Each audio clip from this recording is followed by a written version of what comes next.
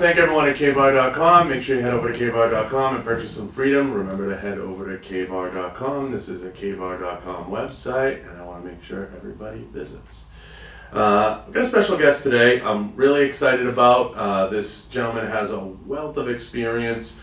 He's been there and done that all. And he has over 40 years of service in the federal government. We have the one and only Rick Vasquez. So, super excited to have you, Rick. Well, John, thank you very much for the introduction, and I'm excited about being here. No, it's great. I'm really excited to hear a little bit about your story. You have a very rich background working for the ATF, specifically at the Firearms Technology Branch. I want to hear a little bit about how you got started and how you got into that. Well, I'll do this as quickly as possible, John. No, take your time. I started my career in firearms in 1974 when I enlisted in the Marines. And my MOS was infantry weapons repair, and then I went on to be a precision weapons armor for the Marines, and I did a lot of other things. Introduced a Barrett 50 caliber during Operation Desert Storm with a team of snipers. We traveled around and instructed the firearm to Marines in the field. And I ended up on embassy duty as well, my final posting being at the American Embassy in Moscow, Russia. And I left from there and went to work for Diplomatic Security Service. Sorry about that, Diplomatic Security Service as a firearms instructor.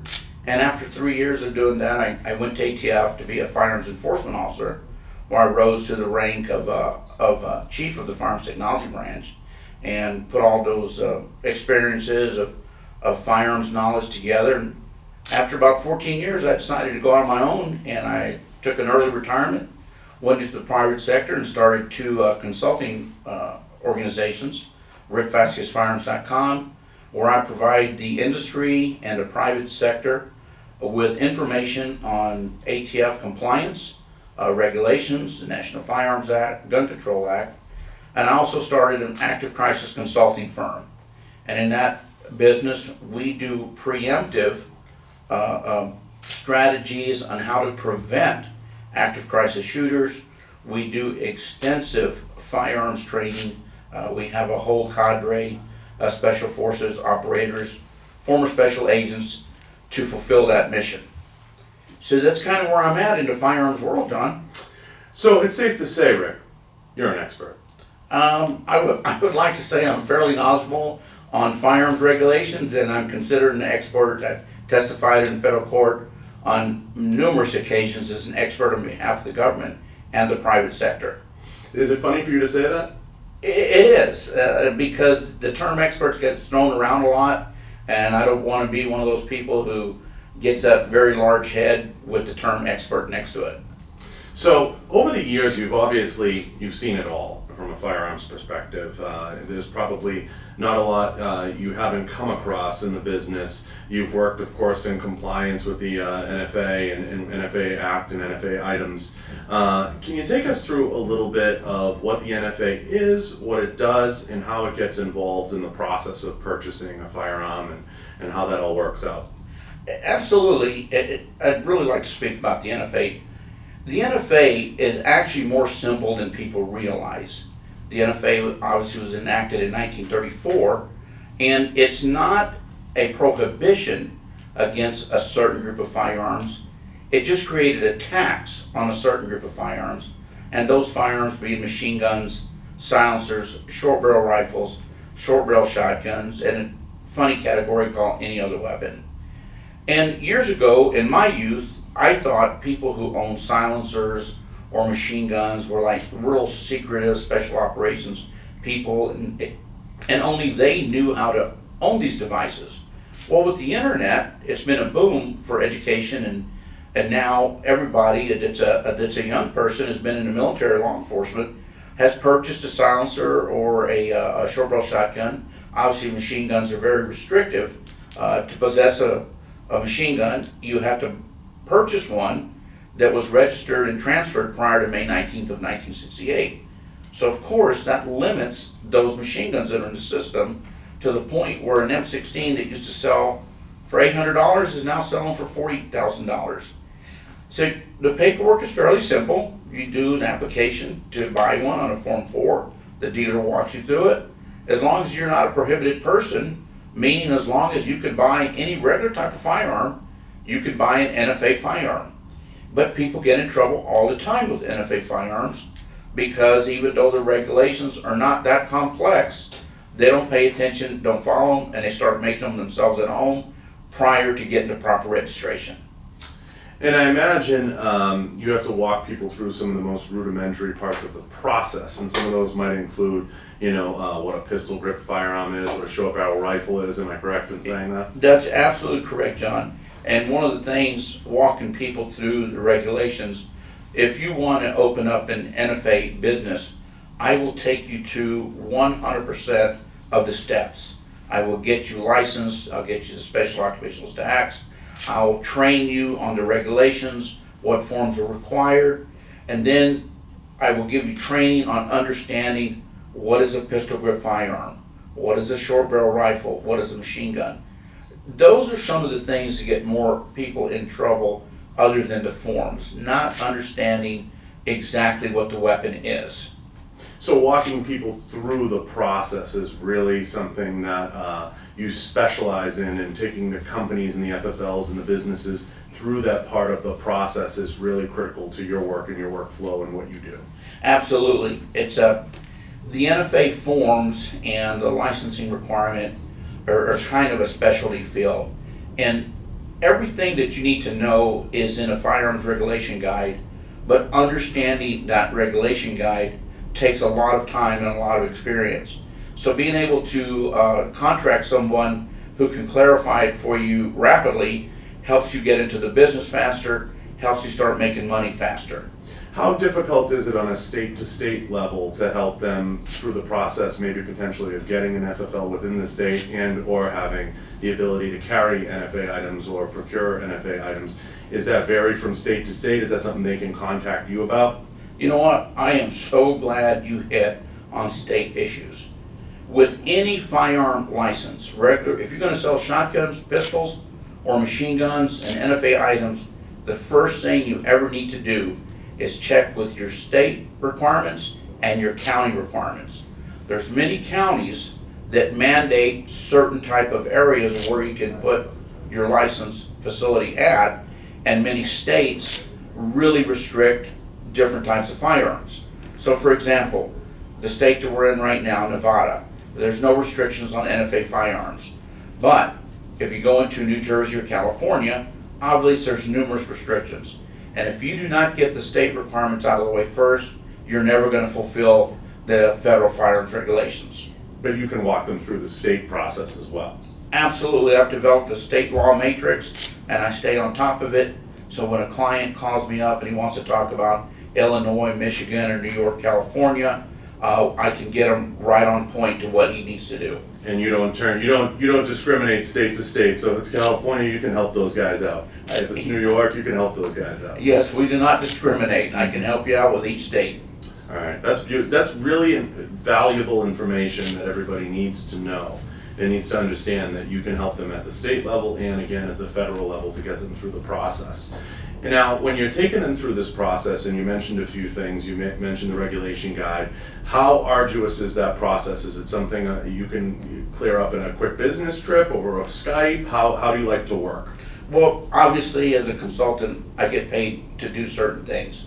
And I try to do as many things as possible through the internet and a Skype process. Because when you start paying airfares and lodging, the cost of what you need done really escalates. So no, I can definitely do it through emails, through Skype, and everything that I do, I put in a written format so that you have something to protect yourself.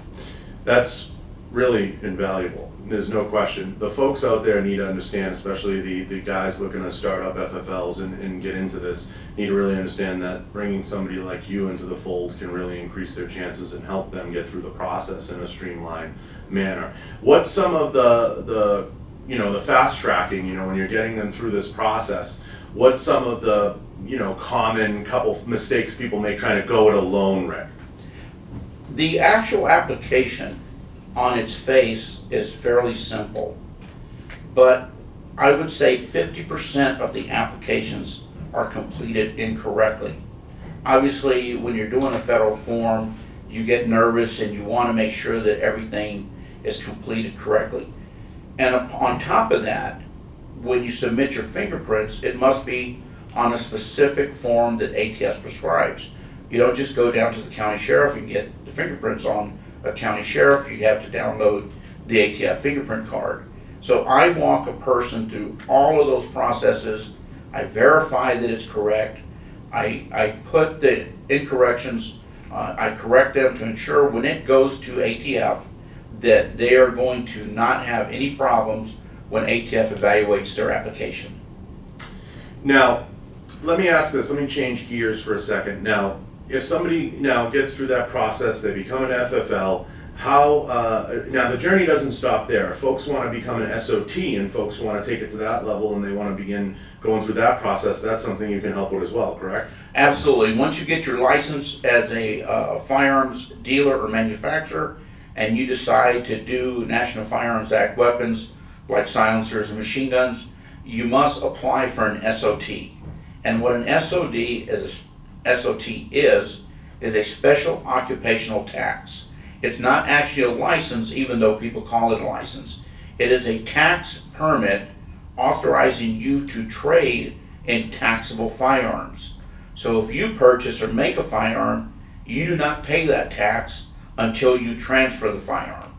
And I will walk you through all those processes, and then once you get the SOT, you have to understand which forms to use. As an SOT, every time you make an NFA firearm, it must be registered in the National Firearms Registration and Transfer Record. And I will explain all of these to the person that needs to get his business in order. And how critical is it if somebody makes a mistake, not just on the form, but through the process? How much could that hold them back, Rick? How long could it take them to walk that back and fix it? So what I'm getting at is, as a consultant, I know from years of consulting, you don't like to have to go in and Frankenstein something and fix somebody's mistake. How important is it that they get with you from the beginning? It is extremely important to understand what is required by you under the regulations, because that's a good point. Frankenstein your record books, and that ends up what happens. You forget to register a firearm, and you only have approximately 24 hours to register an NFA firearm. The regulations say by the close of the next business day, so it's about 24 hours. If you erroneously transfer a firearm from the NFA, I mean, this not only affects your livelihood, this affects whether you can ever be licensed again, and if it's bad enough, potentially criminal prosecution. Wow, it's invaluable information for sure. Now, let's walk through an example or two. You've worked obviously around tons of NFA items and tons of different types of litigation in terms of bump stocks and other things. Take people through a little bit of what's all involved in the decision-making process for that as far as the NFA goes, and how the best way for an FFL or a business to interpret that as a law comes down or a change comes down, and how they can contact you maybe potentially to work with them to understand how that might be, because that might be an a la carte service. Am I right, Rick? You know, that is correct. It's kind of like a lot of things that come out that no one knows about, I pass on to my clients just to make sure they understand what's going on. And you mentioned the bump stock.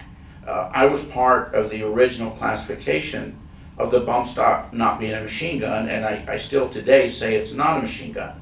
And but ATF was directed to find a way to regulate that as a machine gun. And as a consultant, I worked with the attorneys who fought the Department of Justice in classifying these devices as machine guns. And we still to today believe that ATF got it right, and the original evaluation said it was not a machine gun because it didn't fit in the definitions. And of course, what the Department of Justice did is they basically rewrote a definition and stuck it into regulations, and they actually did not even change the law. They only changed the regulation. So to take that a little bit further, if a person comes up with a design, ATF has certain parameters to evaluate this design against, and they're all in the Gun Control Act and the National Firearm Act. They're all the definitions. What's the definition of firearm? definition of machine gun, definition of a short barrel rifle. So that's how ATF very carefully evaluates an item. And I do that also for the public. If you have a new design, I will grade it, classify it against the regulations, and actually submit it all the way through ATF on your behalf to ensure that you have the best chance of getting it classified for what you want it to be. So it sounds to me you're a huge advocate of the small businesses and getting a lot of these products to market and helping a lot of the businesses hand in hand get through the process effectively and advocate on their behalf. I do that on a regular basis. I won't mention the name of my clients, but many of my clients are some of those most major firearms manufacturers in the United States, and then some of them are very small mom and pop operations that are just trying to get their feet off the ground. Yeah, I mean, that's a huge responsibility that you obviously take very seriously. You're updating these folks, you're taking these folks through the process, and you're really holding their hand through every step of the way. Well, that is 100% holding their hand. Because if I put my name on a document, I have to ensure that it's 100% correct. I can't afford to jeopardize my career and my livelihood by doing something erroneous. Now, you mentioned a really good case with the bump stocks. Take me through one that you feel the ATF might have gotten wrong or potentially gotten wrong, or maybe created a boondoggle for itself where you can really walk a client through understanding and interpreting that to make it successful for them to continue doing business. Is it maybe with the braces, they had that issue where if it has a piece of wrap on the end of the brace, it becomes a pistol. Is that maybe an example, or are there others? That's actually a good example, because there's no definition of an arm brace in the Gun Control Act or the National Firearms Act. So that when the arm brace first was introduced, what's the closest thing that resembles it? It resembles a stock. So ATF originally determined that arm braces submitted for evaluation were stocks, and so they were denied. So if it was a stock, if you put it on a pistol, it becomes a short barrel rifle regulated under the NFA. And this is how complex this stuff is. So an individual eventually submitted an arm brace that ATF decided was not a stock. Well, remember, there's no definition. There's no standards of what an arm brace is. So as they started getting made by numerous manufacturers, ATF started changing the way they evaluated them. So all of a sudden now you have a length of pull. What's a length of pull? It's 13.5 inches from the trigger to the base of the arm brace. And if it was longer than that, it arbitrarily became a stock. Then you have a system where you put the arm brace on and you align it, and if your sights do not align, which that's what the arm brace is designed to do, to aid you in shooting a handgun, well, if your sights do not align when you have the arm brace on, obviously it's not really an arm brace. So ATF changed the classification of some of these devices. So that's a very good example of sometimes not being a regulation and just being an opinion to classify something, and the opinions kind of getting changed over time.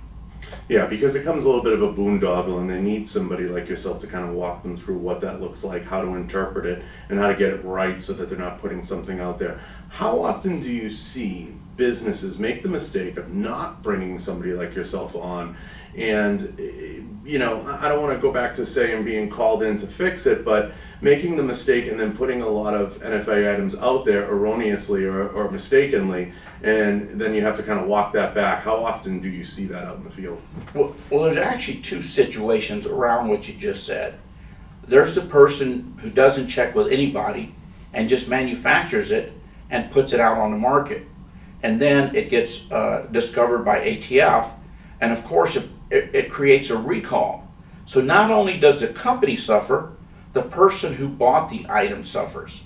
And then the other situation is the manufacturer, who doesn't really understand the parameters, puts together a sample, thinks he does a good job, sends it into ATF, and when you send a product into ATF for evaluation, it takes approximately 9 months for that product to be returned to you with an evaluation letter.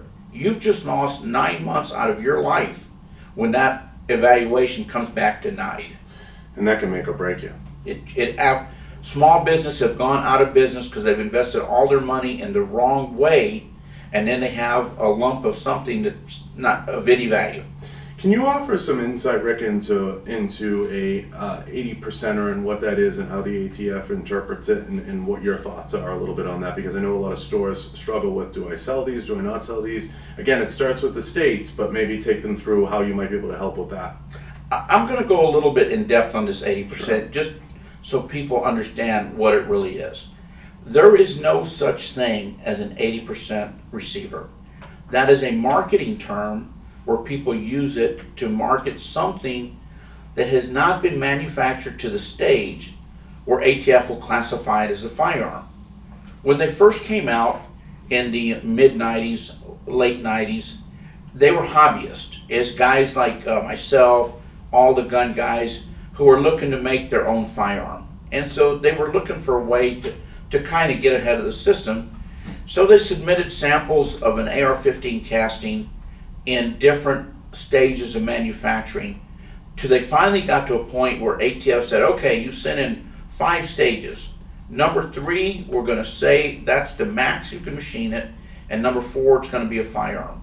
So originally they weren't selling very much, but then with these younger generation and the internet, they have gone through the roof.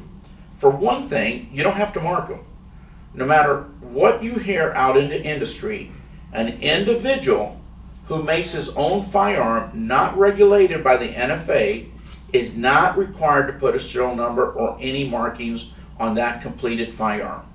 There's a lot of a language from different offices in the United States who'll tell you different, but knowing the regulations, I got an official response from ATF headquarters, and an individual does not have to mark a firearm.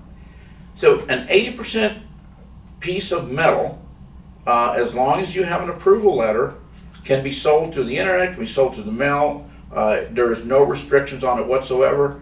And I wouldn't hesitate if I was in the industry, not part of the industry, to sell them. Now, that's a good point, actually, to bring up that it gets your stamp of approval for sure. But, you know, I want to ask this, and this is really an important one. Take people through what products you love and own and have seen in the marketplace in the past that you own, you enjoy, you have no problem purchasing, you've seen through the manufacturing process, whether that's braces, bump stocks. I mean, what is your top 3 items you like you enjoy? Because you mentioned you like 80%ers, you like some of these products that are out there, these DIY things. Give some people some insight into your collection or what you like to procure.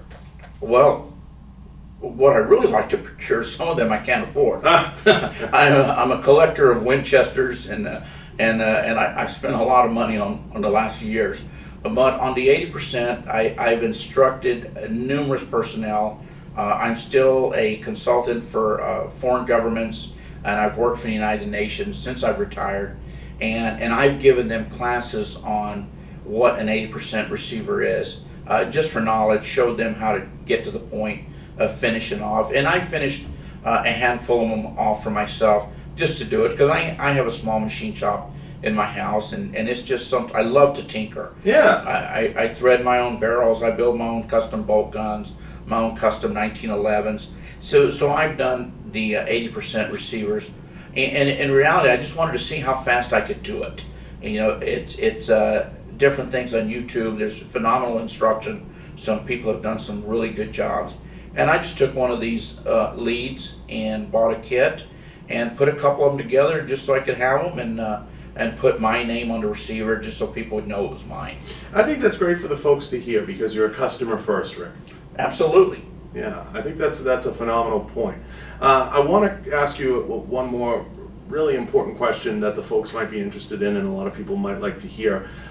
Take me through a little bit of some of the different things from a manufacturing standpoint that you feel are the 3 or 5 most important bullet points to get right before they even hire you or bring you on. What are some of the precursors before bringing you on and bringing you into the fold that you like to see and you say, geez, you know, this guy's really squared away. He has it. He's ready for me to come in and start my process. Well, the first thing you need to do is check where you live, what the requirements are. This probably affects more people getting their license than federal regulations. There's many states that are very restrictive on a manufacturer or just a dealer where he can establish his business. So have that done first.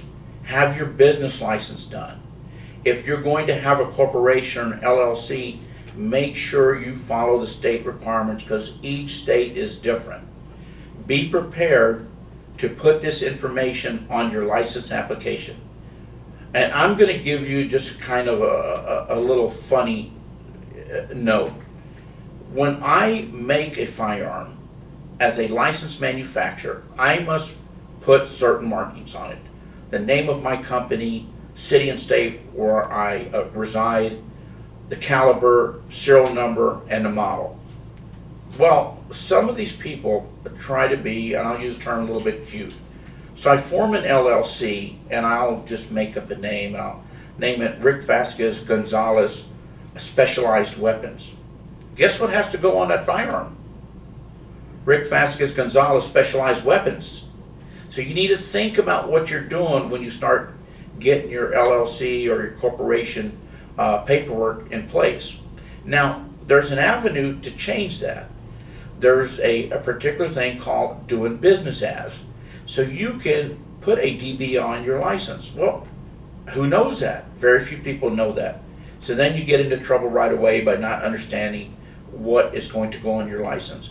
So before you ever think about becoming a federal firearms licensee, check the county first, check the state, ensure you have your business license in place, ensure that you have your corporation or LLC in place, and get that ready. And then if you need assistance, then give me a call and we'll walk you through getting your license. Yeah, you want the folks just to have their ducks in a row before you have the process kind of rolling a little bit, and then that naming and that branding and how you're going to approach that becomes really crucial in that point 4 and 5. Yes, it does. Yeah, there's no doubt. You know, there's so much there, Rick. It's a lot to take in from a step-by-step process, but you're an expert, and you're someone who can come in and really handhold not only the FFLs, but the manufacturers, the SOTs, through every part of that process. Is there anyone else out there that should know who you can work with or beyond that list of folks? Do you ever work with individuals or highline collectors and folks of that nature? Absolutely. I won't name again, but I've worked with some of these very large auction corporations because they take in firearms that sometimes they're not supposed to have. For example, a veteran dies and his family tells them, look, I've got this registered machine gun. They accept the machine gun and the veteran never finds the paperwork because there isn't any paperwork. Or what is a cure and relic firearm? What is an antique firearm for these auction houses? And individuals, there are many individuals that are very innovative, and they start designing and making things, and then they don't know where to go. So I assist them with the process, and many occasions I told them, you need to stop where you're at right now because you're getting ready to make something that's regulated and could create serious trouble for yourself. Yeah, I mean, there's no doubt that goes on, and there's some exciting stuff out there that people do create without probably knowing they need to go through that process and talk to you. So I appreciate that, and you're taking a minute to explain it and break it down. Now, my last point is, one that's super important. You brought up that you're an expert witness. If an attorney or there's a case or there's something that folks want to bring you into, give us an example of when they approach you or when the best time to get you is and how you might approach that part of the process. I'm glad you brought that up because there's a lot of firearms experts out there, and I'm not going to say I'm the best. I just have testified and have a lot of experience. I'll put it in that manner. If you're innocent and you have not been involved with a criminal offense and you're being prosecuted or being charged with something, give me a call. The majority of the time, I will not even accept payment to help you out. I'll just steer you in the right direction. And I do that the majority of the time. Now, if you've already been charged and it's something that you don't think you should be prosecuted with, have your attorney reach out to me and I'll work with your attorney and we'll try to develop a plan to get you free from a misguided charge. So you'll take on a consultation in that capacity where somebody has a question or so maybe they need to start in the right direction. You can maybe help them get in front of a lawyer that might be facilitate that? Absolutely. I'd rather talk to somebody at no cost just to give them peace of mind and steer them. And if they do need an attorney, obviously I'm familiar with all of the good gun attorneys out there in the United States, and I'll steer you in the right direction. Now, let me ask you this, just one last question on the attorneys. So the attorneys, there's ones that specifically focus on the firearms industry that you have access to. Folks need to know that and understand that. They don't need to go out and pull it out of a Craigslist ad here, So you have access to those guys that are really good, and you have someone almost in each state or region that can cover that. Absolutely, and it's a small network. There's a lot of phenomenal attorneys out there, but then there's only a handful of attorneys who've done a lot of gun cases.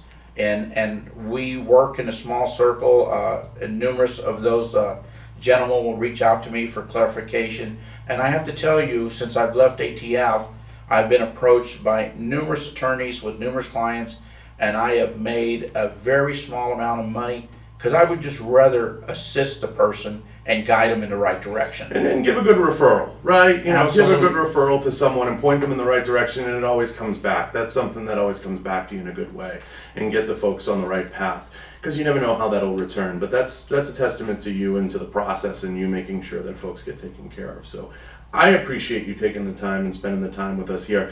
Give us a breakdown of where people can find you, how they can contact you, and I believe Q has the website pulled up and how we can folks can reach out to you in the proper way.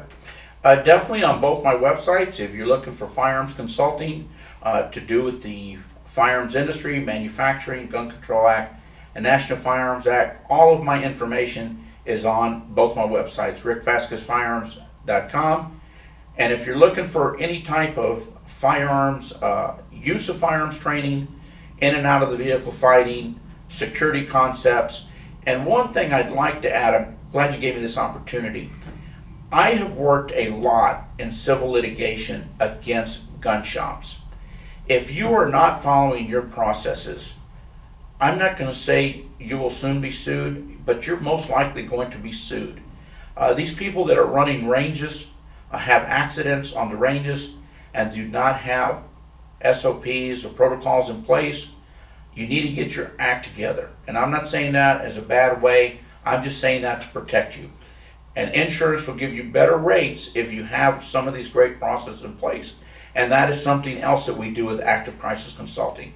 We will come in and write your SOPs based on an attorney and get you going.